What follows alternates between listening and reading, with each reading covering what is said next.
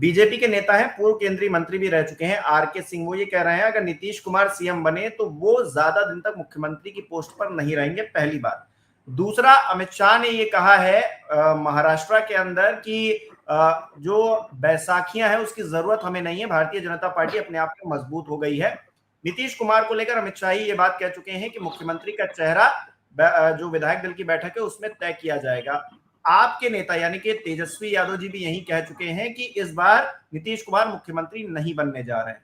तो ये सब जो चीजें हो रही हैं, क्या नीतीश कुमार का सियासी करियर इस चुनाव में खत्म कर देंगी, क्या लग रहा है? नहीं, देखिए, भाजपा की पूरी राजनीति जो है इसी तरह की रही है, इसलिए लोगों के मन में आशंका है। महाराष्ट्र में शिंदे जी के साथ जो कुछ हुआ उसका दोहराव बिहार में ना हो, ये लोग चाहते हैं। लेकिन इसकी क्या गारंटी है, क्योंकि स्पष्ट तो कुछ बोल नहीं रहे, चाहे अमित शाह जी हों या बाकी नेता हों। अब हम लोगों ने जब अपना एक सर्वस्वीकार्य चेहरा जनता के बीच रख दिया है कि सरकार के मुखिया तेजस्वी जी होंगे, तो फिर दबाव में आकर उनके कुछ लोग जरूर कह रहे हैं कि नहीं, थे, हैं और रहेंगे। लेकिन स्पष्टतः जो लोग वहां निर्णयकारी भूमिका में हैं वो कुछ नहीं कह रहे हैं। दूसरा कि ऐसी नौबत तो तब आएगी जब एनडीए की सरकार होगी, वो होने कहाँ जा रही, सरकार तो हम लोग बनाने जा रहे हैं। तो इसलिए नीतीश जी के नाम पर चर्चा का कोई बहुत मतलब ही नहीं रह गया है। अच्छा, तेजस्वी नीतीश जी कल को इधर आ जाए के तो लिए क्या उनको सम्मान दिया जाएगा? मतलब क्या कुछ इसको लेकर भी सोच विचार है या फिर गेट बंद है? नहीं, देखिए, तेजस्वी जी मुख्यमंत्री होंगे इसमें कोई शक व शुबा नहीं है, ठीक क्योंकि है। हर वर्ग का समर्थन उनको हासिल है। ठीक है। अग्रे, पिछड़े, दलित, आदिवासी, अकलियत, कोई तबका नहीं है जिनको हम लोगों ने साथ लेकर चलने की कोशिश ना की हो। और टिकट बंटवारे पर भी आप नजर डालेंगे तो आपको स्पष्ट दिखेगा कि 2015 में 10 महिलाओं को टिकट दिया, सभी जाति बिरादरी की, 10 में 10 ने जीत दर्ज की। पिछली बार हमने 16 या 17 टिकट दिए थे, उसमें 7 जीत कराए, इस बार 24 टिकट दिए और सारे लोग उसमें शामिल हैं। तो हमको पूरा भरोसा है। जहां तक नीतीश जी के इधर वापस आने का, तो नीतीश जी का सम्मान हमेशा, मैं तेजस्वी जी ने बार बार कहा है कि इतना सम्मान तो उनके सुपुत्र निशांत जी ही शायद करते हों। हमने हमेशा एक मर्यादित ढंग से उनके कद का, उनके व्यक्तित्व का, पिताजी के साथ उनके रिश्ते का हमेशा लिहाज किया है और वो आज भी लिहाज कायम है। तो मुख्यमंत्री तेजस्वी जी बनेंगे और उनका मन अगर भाजपा से संबंध तोड़कर चुनाव के बाद इधर आने का होगा तो इस पर कोई निर्णय हमारे राष्ट्रीय अध्यक्ष आदरणीय लालू जी लेंगे, जिनको हम आबरूए यानी कि सियासत कहते हैं। चुनावी सियासत नतीजे की बहुत आबरू तय बची रहेगी। करेंगे। ना ना, चुनावी बिल्कुल नतीजे बिल्कुल। नहीं, ये इस चुनाव में तो हम सीधे आमने सामने हैं और युद्ध के मैदान में कहीं कोई दुविधा की स्थिति, असमंजस, द्वंद्व, किंकर्त विमूढ़ता, इसके लिए कोई जगह नहीं होती। तो अच्छा। हाँ, इस माने युद्ध हम इसको नहीं कह रहे हैं, लेकिन हम कह रहे हैं कि एक संघर्ष है, नहीं, ये राजनीतिक सियासी लड़ाई युद्ध है। ही है। जी।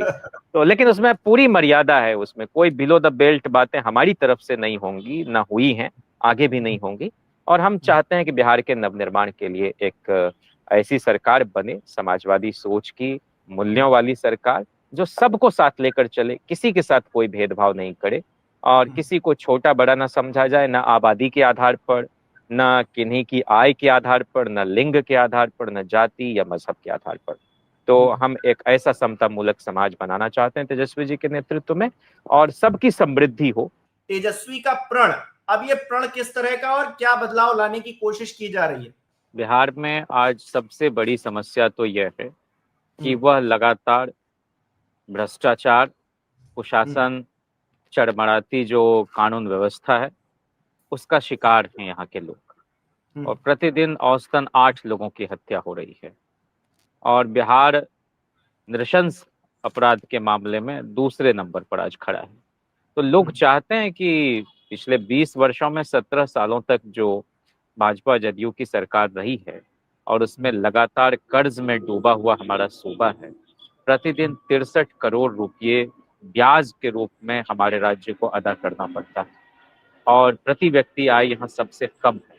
तो सब लोग चाहते हैं कि इंडिया ब्लॉक की सरकार बने तेजस्वी जी की अगुवाई में और उनके विजनरी नेतृत्व में हर परिवार में कम से कम एक सरकारी नौकरी मिले और ये मोदी जी का पकौड़ावादी मॉडल नहीं हो, न तो नीतीश जी का ढिंढोरावादी मॉडल। यह ठोस, पक्की, अस्थाई सरकारी नौकरी जो है लालू मॉडल की वह हो, गुणवत्ता को सुनिश्चित किया जाए, इम्तिहान लेकर परीक्षा हो, और हमारी सरकार बनने पर पहली चोट जो है वह संविदा राज पर होगी। कॉन्ट्रैक्ट सिस्टम को हम ध्वस्त करेंगे।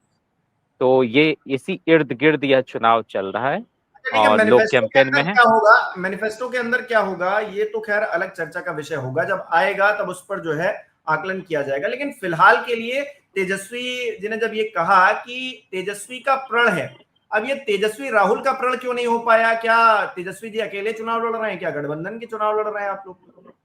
नहीं नहीं, ये तो राहुल गांधी जी, दीपांकर जी, बेबी जी, डी राजा जी, मुकेश सहनी जी या संतोष सहनी जी, सब लोगों ने मिलकर, या आईपी गुप्ता जी ने तेजस्वी जी को महागठबंधन का चेहरा घोषित किया है। तो जाहिर सी बात है कि इन सारे नेताओं का मैंडेट तेजस्वी जी के साथ है। इन सारे नेताओं का जो साझा संकल्प है उसी की अभिव्यक्ति तेजस्वी जी कर रहे हैं कि हम अपने प्रण पर अडिग रहेंगे, और जो हम कहेंगे, जो हम वायदा कर रहे हैं, घोषणा पत्र तो आज साझा जारी हो जाएगा शाम में, लेकिन उसके पहले बहुत सारे वायदे जो हमारी ओर से जनता तक पहुंचे हैं, उन सारे वादों को हम पूरा करेंगे। और हम यही चाहते हैं कि जनता के बीच जो हमारी एक साख है, हमारे सारे नेताओं के, इंडिया ब्लॉक के, वो झूठ नहीं बोलते, वो कोई इलेक्शन मशीन नहीं है, वो राजनीति को बहुत गरिमा के साथ करने वाले लोग हैं। तो इसीलिए लोगों का भरोसा भी स्वाभाविक रूप से उनके साथ है। और इसीलिए चाहे जीविका दीदी में जो कम्युनिटी मोबिलाइजर हैं, उनको 30,000 रुपये की एक सरकारी नौकरी देने का वायदा हो, या पहले 2 साल तक जो है इंटरेस्ट फ्री लोन, मतलब ऋण मुक्त जो मतलब ब्याज मुक्त जो ऋण हम देंगे, ठीक है। इसकी इसकी बात हो, तो हम सारे जगहों पर, चाहे वो लोहार भाई हों, कुम्हार भाई हों, मोची भाई हों, जो इस तरह के कमजोर तबके के लोग हैं, उन सबको भी हम स्वावलंबी बनाने के लिए हर अच्छा, ठीक संभव है, ठीक सहायता है, करेंगे। ठीक है, ठीक है। करेंगे। समन्वय क्या सही से बैठाया गया कांग्रेस पार्टी की तरफ से और आपकी तरफ से? क्या कोई खींचतान नहीं हुई? जरा इस पर स्पष्टीकरण दे दीजिए आखिरी बार। नहीं नहीं नहीं, खींचतान क्या, हमारे यहाँ बहुत सौहार्दपूर्ण रिश्ते हैं, और बहुत भरोसे और विश्वास के रिश्ते हैं। और सोनिया जी और लालू जी के बीच बहुत ही राजनैतिक रूप से और पारिवारिक रूप से प्रगाढ़ संबंध रहे हैं। देश दुनिया को यह बात पता है। और जहां तक बिहार चुनाव का ताल्लुक है, तो ये किसी भी लोकतांत्रिक गठबंधन में ही यह संभव होता है कि हर घटक दल एक दूसरे के साथ विचार विनिमय करके अधिक से अधिक सीटों पर सब लोग लड़ सकें, इसके लिए एक डायलॉग डेलिब्रेशन करके एक समझदारी पर पहुंचते हैं। और वही हमारे इंडिया ब्लॉक ने किया है। तो इसमें कहाँ कोई खींचतान जैसी कोई बात है। सबका एक ही लक्ष्य है, और बहुत साझा लक्ष्य है, और बहुत पवित्र लक्ष्य है कि हम सरकार का गठन करें, और बिहार के नतीजे से देश की जो राजनैतिक स्थिति है उसमें परिवर्तन होगा, और हम लोग केंद्र में भी सरकार में बदलाव देखेंगे। देखिए जयंत भाई, सवाल तो सीधा सा है ना कि कमजोर कड़ी क्या है। आपने पिछली बार सबसे ज्यादा सीटें जीती, ये एक फैक्ट है। तेजस्वी यादव जितने सर्वेज हुए हैं अभी तक उसमें नंबर 1 पर चल रहे हैं, ये भी एक फैक्ट है। ग्राउंड जीरो पर लगातार काम भी कर रहे हैं, मुख्यमंत्री का चेहरा भी वही है, सारा जो दारोमदार है वो उनके कंधों पर है, सब कुछ ठीक है। लेकिन कहीं ऐसा तो नहीं है कि आपकी जो नैया है उसको कोई और छेद करे दे रहा है उसमें? ऐसा तो नहीं आपने गठबंधन करके गलती कर दी? कहीं ऐसा तो नहीं है कमजोर कड़ी आपके साथ जुड़ी है तो आपकी भी जो है परेशानी खड़ी हो गई है? ये तो पूछा जाएगा ना, ये भी आकलन आपको ही करना होगा ना जैन भाई। देखिए, आधी सदी से ज्यादा इस देश की राजनीति को समझने, उसको चलाने, इस देश में सूबे से लेकर केंद्र में सरकार बनाने, जिनकी नाराजगी से या जिनकी मर्जी से, सहमति असहमति से देश में प्रधानमंत्री तक बदल जाया करते, तो वैसे लालू प्रसाद जी हमारे बीच, और ये हम सब की बहुत खुशबख्ती है। और तेजस्वी जी बहुत ही दूरदृष्टि संपन्न राजनेता है।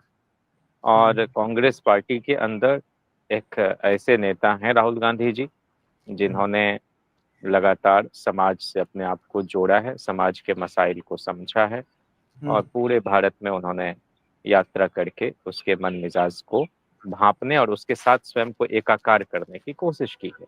वहीं लेफ्ट पार्टीज के जो लोग हैं बहुत ही समझ लीजिए कि जमीन से जुड़कर बहुत संगठित तरीके से अपने पार्टी को वो बढ़ाते हैं, उसके कार्यक्रम के साथ जुड़ते रहते हैं, और हम लोगों की पार्टी 365 दिन सक्रिय रहती है।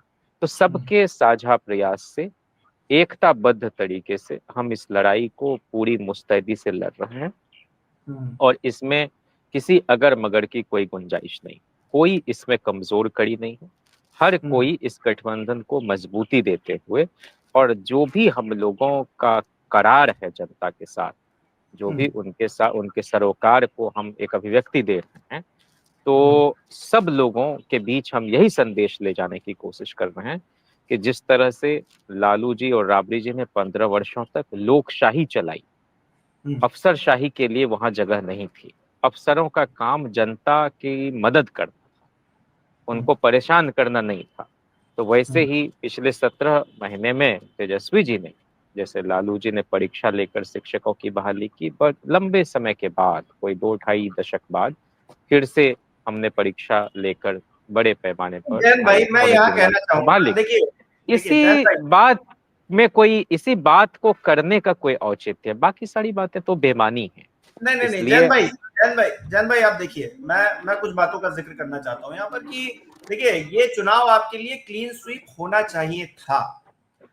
इस चुनाव में आपने जिस तरह से 16 दिन तेजस्वी यादव और राहुल गांधी ने एक वोटर अधिकार यात्रा निकाली, जिस तरह से वोट चोरी का मुद्दा उठाया गया, एसआईआर में खामियों का जिक्र हुआ, इसके अलावा तेजस्वी यादव जो लगातार बेरोजगारी और महंगाई और पलायन का जिक्र करते हुए जिस तरह से माहौल बना चुके थे, क्लीन स्वीप होना चाहिए था। अब तक तो किसी के मन में ये संदेह नहीं होना चाहिए था कि आप नहीं जीत रहे हैं। फिर ये संदेह कैसे खड़ा हो गया? आपके लिए बिल्कुल नहीं खड़ा है, लेकिन देखिए परसेप्शन आपकी पार्टी का अपने लिए अलग होगा, आपकी प्रक्रिया होगी, लेकिन जब जो आदमी दूर से बैठकर देख रहा है वो पूरी परिस्थिति को देख रहा है। तो पूरे बिहार में ये नैरेटिव क्यों नहीं बन पाया कि इस बार तेजस्वी यादव ही होंगे?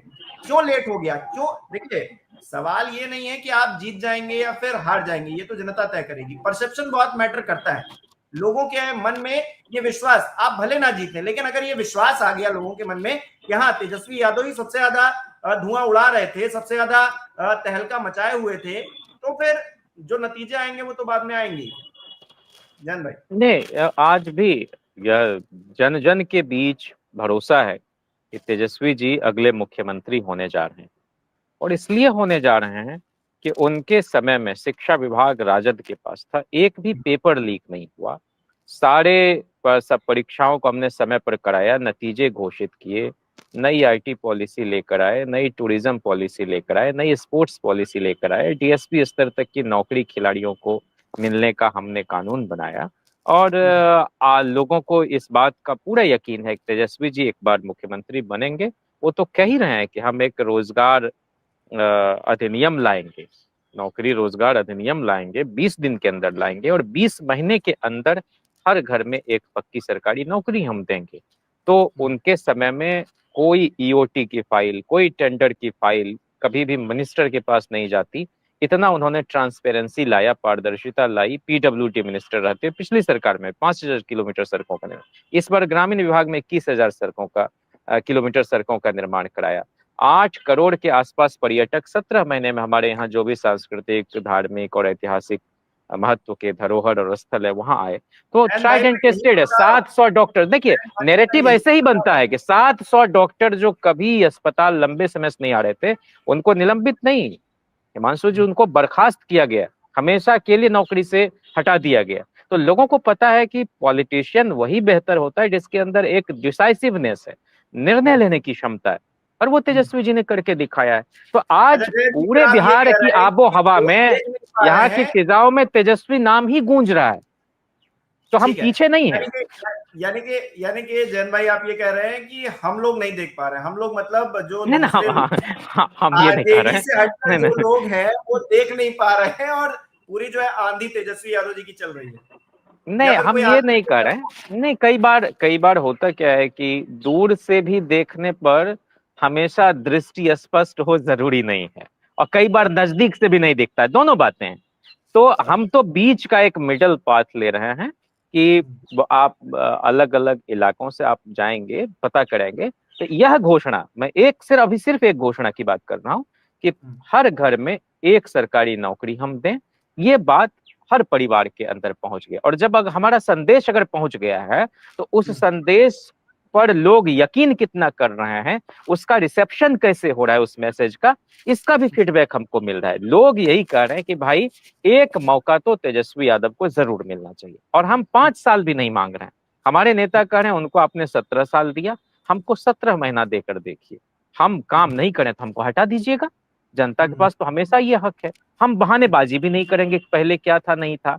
आज भी प्रति व्यक्ति आय बिहार में सबसे कम है, और शराबबंदी की जो नीति यहाँ पर लागू है वह बहुत दोषपूर्ण तरीके से लागू है, क्योंकि शराब पीने वाले या जिनके घर में शराब पकड़ाएगा उनको जेल में ठूसा जा रहा है।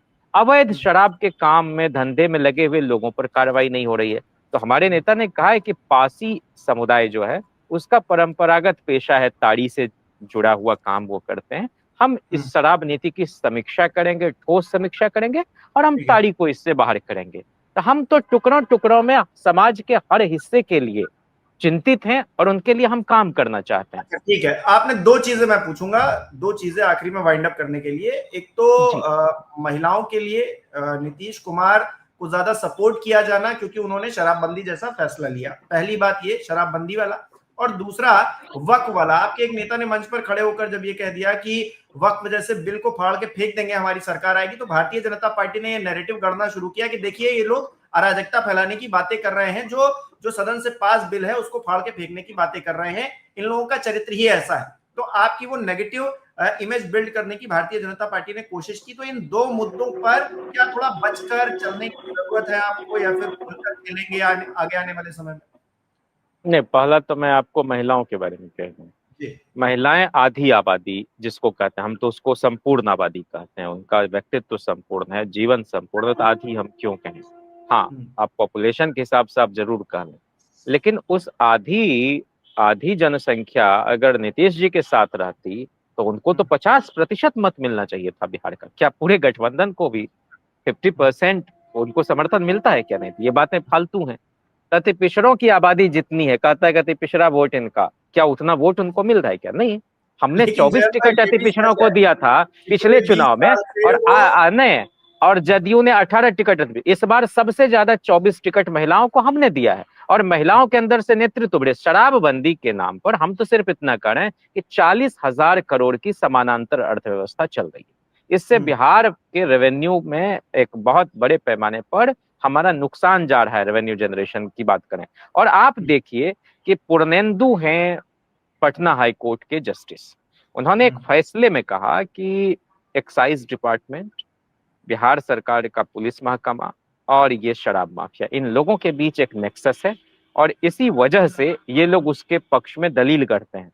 अब देखिए कि शराबबंदी कानून के तहत 9,36,949 मुकदमे दर्ज किए गए, 14,32,837 लोगों की गिरफ्तारी हुई।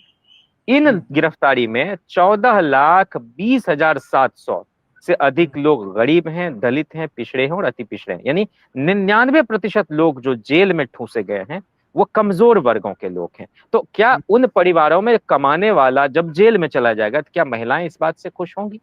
तो हम कह रहे हैं इस संदर्भ में हम उसकी समीक्षा करना चाहते हैं। जहां तक वक्फ का प्रश्न आपने किया, तो हम आपसे कह रहे हैं कि बिहार में जब परिवर्तन होगा तो देश की राजनीति में भी और सरकार में भी एक बदलाव आपको देखने को मिलेगा। और जो भी कानून विभेदकारी, जिस कानून की भी मंशा किसी को मुंह चिढ़ाना है, वक्फ का मतलब क्या है भाई? एक अच्छे उद्देश्य के लिए, सांस्कृतिक, धार्मिक, शैक्षणिक प्रयोजन के लिए अपनी जमीन, अपनी संपत्ति को वक्फ करना। बिहार में जो सदाकत आश्रम है, जंगे आजादी के दीवानों की गतिविधियों का एक बड़ा केंद्र जो आज कांग्रेस का दफ्तर है, मौलाना मजहरुल हक साहब ने उसमें 16 बीघा जमीन वक्फ की थी अपनी। और उनका जो घर है आशियाना जो सिवान स्थित, उसमें मोतीलाल नेहरू जी, सरोजनी नायडू जी, मदन मोहन मालवीय जी, सारे लोग आके ठहरते थे। इस देश को बनाने में सबका योगदान है। और चूंकि आरएसएस का जो मुखपत्र है ऑर्गेनाइजर, उसने फिर कैथोलिक चर्च के पास कितनी जमीन है इस देश में, संपत्ति है, इसका ब्यौरा लेके उस पर एक रिपोर्ट उसमें छप गई। तो हम कह रहे हैं कि आपकी मंशा यही नहीं है, आपकी मंशा है कि समाज में एक तनाव पैदा हम करें। और रख रखाव के नाम पर, और उस पर सरकार की जो एक, हमें ट्रिब्यूनल में कौन से मामले जाते हैं आप भी जानते हैं। ऐसा तो नहीं है कि वो उसकी आपत्तियों के निपटारे को लोकतांत्रिक तरीके से नहीं किया जाता है, लेकिन सबकी अपनी एक व्यवस्था पहले से इस देश में बनी हुई है, उसको बार बार छेड़ना मैं समझता हूँ कि वो बहुत ठीक ठीक है। नहीं। अच्छा, एक आखिरी सवाल नीतीश कुमार को लेकर। बीजेपी के नेता हैं, पूर्व केंद्रीय मंत्री भी रह चुके हैं, आर के सिंह, वो ये कह रहे हैं अगर नीतीश कुमार सीएम बने तो वो ज्यादा दिन तक मुख्यमंत्री की पोस्ट पर नहीं रहेंगे, पहली बात। दूसरा, अमित शाह ने ये कहा है महाराष्ट्र के अंदर कि जो बैसाखियां हैं उसकी जरूरत हमें नहीं है, भारतीय जनता पार्टी अपने आप में मजबूत हो गई है। नीतीश कुमार को लेकर अमित शाह ये बात कह चुके हैं कि मुख्यमंत्री का चेहरा जो विधायक दल की बैठक है उसमें तय किया जाएगा। आपके नेता यानी कि तेजस्वी यादव जी भी यही कह चुके हैं कि इस बार नीतीश कुमार मुख्यमंत्री नहीं बनने जा रहे हैं। तो ये सब जो चीजें हो रही हैं, क्या नीतीश कुमार का सियासी करियर इस चुनाव में खत्म कर देंगी, क्या लग रहा है? नहीं, देखिए, भाजपा की पूरी राजनीति जो है इसी तरह की रही है, इसलिए लोगों के मन में आशंका है। महाराष्ट्र में शिंदे जी के साथ जो कुछ हुआ उसका दोहराव बिहार में ना हो, ये लोग चाहते हैं, लेकिन इसकी क्या गारंटी है, क्योंकि स्पष्ट तो कुछ बोल नहीं रहे, चाहे अमित शाह जी हों या बाकी नेता हों। अब हम लोगों ने जब अपना एक सर्वस्वीकार्य चेहरा जनता के बीच रख दिया है कि सरकार के मुखिया तेजस्वी जी होंगे, तो फिर दबाव में आकर उनके कुछ लोग जरूर कह रहे हैं कि नहीं, थे, हैं और रहेंगे। लेकिन स्पष्टता जिन जो लोग वहां निर्णयकारी भूमिका में हैं वो कुछ नहीं कह रहे हैं। दूसरा कि ऐसी नौबत तो तब आएगी जब एनडीए की सरकार होगी, वो होने कहाँ जा रही है, सरकार तो हम लोग बनाने जा रहे हैं। तो इसलिए नीतीश जी के नाम पर चर्चा का कोई बहुत मतलब ही नहीं रह गया है। अच्छा, तेजस्वी नीतीश जी कल को इधर आ जाए के तो लिए, क्या उनको सम्मान दिया जाएगा? मतलब क्या कुछ इसको लेकर भी सोच विचार है या फिर गेट बंद है? नहीं, देखिए, तेजस्वी जी मुख्यमंत्री होंगे इसमें कोई शक व शुबा नहीं है, ठीक क्योंकि है। हर वर्ग का समर्थन उनको हासिल है। ठीक है। अग्रे, पिछड़े, दलित, आदिवासी, अकलियत, कोई तबका नहीं है जिनको हम लोगों ने साथ लेकर चलने की कोशिश ना की हो। और टिकट बंटवारे पर भी आप नजर डालेंगे तो आपको स्पष्ट दिखेगा कि 2015 में 10 महिलाओं को टिकट दिया, सभी जाति बिरादरी, 10 में 10 ने जीत दर्ज की। पिछली बार हमने 16 या 17 टिकट दिए थे, उसमें 7 जीत कराए, इस बार 24 टिकट दिए और सारे लोग उसमें शामिल हैं। तो हमको पूरा भरोसा है। जहां तक नीतीश जी के इधर वापस आने का, तो नीतीश जी का सम्मान हमेशा, मैं, तेजस्वी जी ने बार बार कहा है कि इतना सम्मान तो उनके सुपुत्र निशांत जी ही शायद करते हों। हमने हमेशा एक मर्यादित ढंग से उनके कद का, उनके व्यक्तित्व का, पिताजी के साथ उनके रिश्ते का हमेशा लिहाज किया है, और वो आज भी लिहाज कायम है।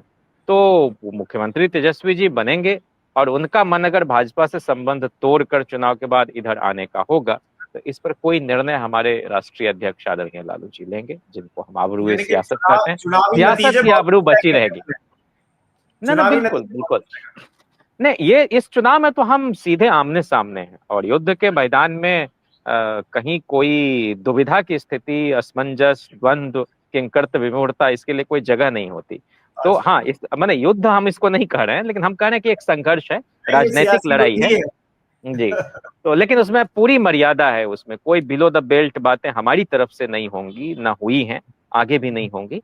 और हम चाहते हैं कि बिहार के नवनिर्माण के लिए एक ऐसी सरकार बने, समाजवादी सोच की, मूल्यों वाली सरकार, जो सबको साथ लेकर चले, किसी के साथ कोई भेदभाव नहीं करे, और किसी को छोटा बड़ा ना समझा जाए, ना आबादी के आधार पर, ना किन्हीं की आय के आधार पर, ना लिंग के आधार पर, ना जाति या मजहब के आधार पर।